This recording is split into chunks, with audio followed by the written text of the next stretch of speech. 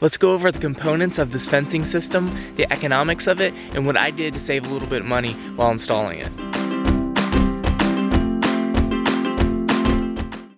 Good morning, fellas. Hey, you don't have to get up for me.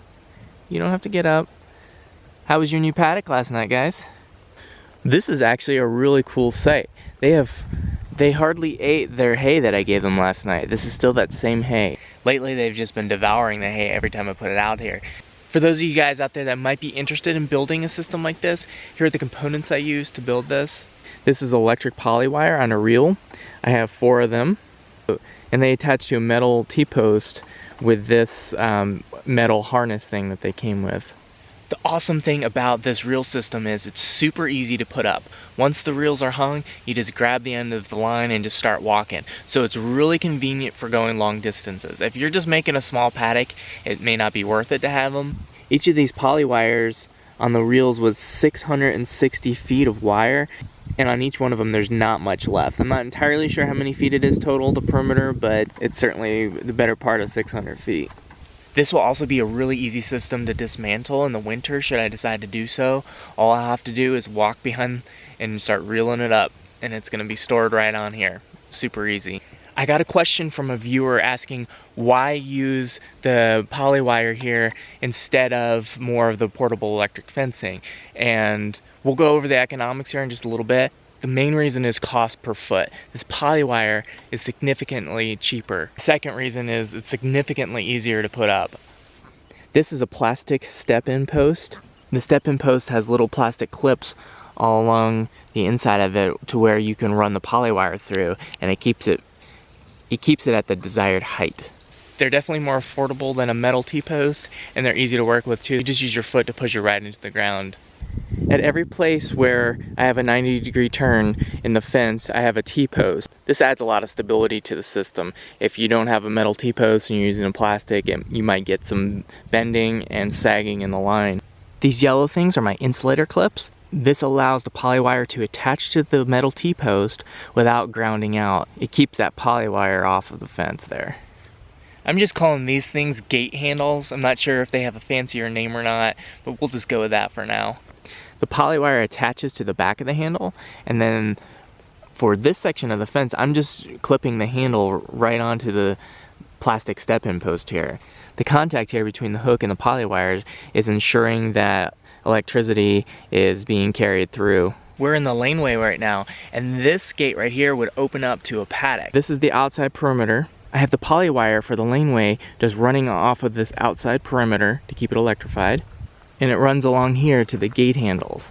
And I have the gate handles secured on here by hooking them onto the wire of the next gate. The first one I did, I used this poly wire splicer. I ran the cable around, looped it, and used a splicer to cinch it down. After doing that, I realized, you know what? I can just tie this off like I've been tying everything else off.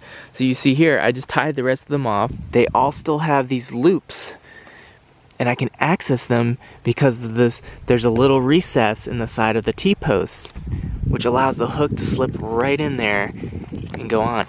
So that allows the electricity to run from the perimeter fence through the handle to this one, all the way down to the end of the system. Now, is it best practice to use these splicers on the wires instead of tying them?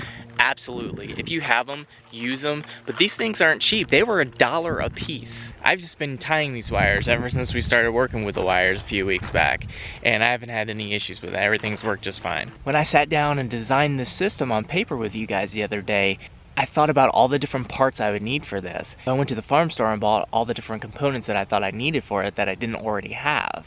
Mainly a bunch of these handles, the splicers, and some additional poly wire. I bought over 30 of those handles. I think it was like 33, something like that. They're not expensive each. They're $1.50 a piece, but that adds up when you start getting up to 30-something pieces. But then as I was putting the system together yesterday, it occurred to me, I don't need all these handles. Why? I'm not going to be using both sides of the laneway at once. I'm only going to be using one paddock at a time and one side of the laneway at a time. So you'll notice on this side of the laneway, I don't have any of the handles set up. It's just a straight run of poly wire. since it's gonna be a little while before we get to these paddocks, I thought I don't need to cut the wires and attach a handle to each one of them. I can run the 4 strings of poly wire across straight without interruption. And when it comes time to use this side of the paddock, all I have to do is switch the lines. These 4 straight lines can go on the other side where the gates are now, and then the gates, I'll just collect those wires and put them over on this side.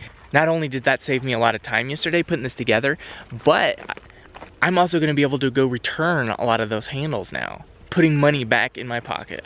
Hello. When I look at the ground in this paddock, I just see barren, dry ground. But these guys are finding stuff to eat in here. They seem to really enjoy it. This last component of the fencing is the portable electric fencing. You obviously don't need this to run a system like this. I just already have it, so I might as well use it. The alternative is I could run poly wire across the subdivide instead of using this stuff.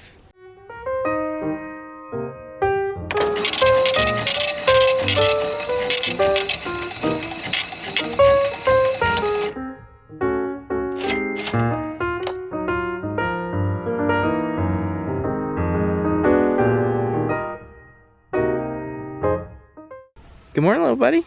Good morning, Daddy. You coming to see the sheep? Yep, because I want to pack them. Go ahead, buddy. You want to pack them? Sure. He's a nice soft boy. Little buddy, now that you're dressed, you want to check for some eggs? Yep. All right, let's go. Oh, somebody's in there right now. Go ahead and... Duck. There you go. I've seen this one. No. What's that one? It doesn't look like she's laying. Go ahead and open that up there. It's cold. Will you help? Yep. Yeah. One egg. There we go. Go ahead and pull it out. It's holding out strong.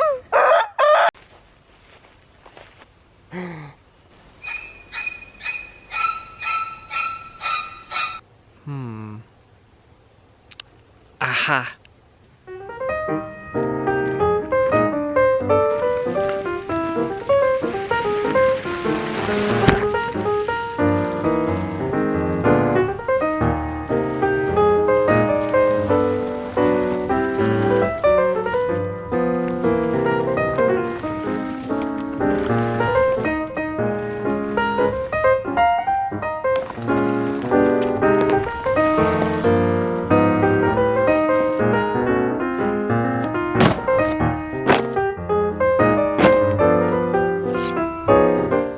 Tarping the tansy. I got this concept from Jean-Martin Fortier's book, The Market Gardener. In that book, he wrote about how he uses tarps on his garden beds. The tarp performs 2 functions. 1, it blocks out sunlight, and 2, it traps in a lot of heat. If you apply a tarp to a garden bed weeks before planting it, the heat that gets trapped beneath the soil in the tarp causes weed seed germination, but the tarp blocks out all the light, preventing photosynthesis from occurring. Therefore, there's no energy for the plant to grow. So the weeds just give up and die. I thought, why not try to apply that same concept to these weeds? I'm not trying to cause any weed seed germination and die off, but I figured blocking the light from the tansy will cause the roots to starve out. They won't have any energy. Little buddy! I was about to go pick a squash for dinner. You want to do it with me? Yep. Alright, let's go in. Where's the kind of squash that at cold? That yellow one? Right down there? Yep. That's the one. Do you want to pick that squash for me? Okay, go ahead and get it. There you go. So where do you want to kill you inside? We will. Now we have a vegetable to go with our dinner tonight. Yep. Here's a pepper. What kind of pepper is it? This, I believe this is a poblano. It's just not a very big one. Here. Here, grab it. You can reach through there now. Oh. There you go. Oh, yay!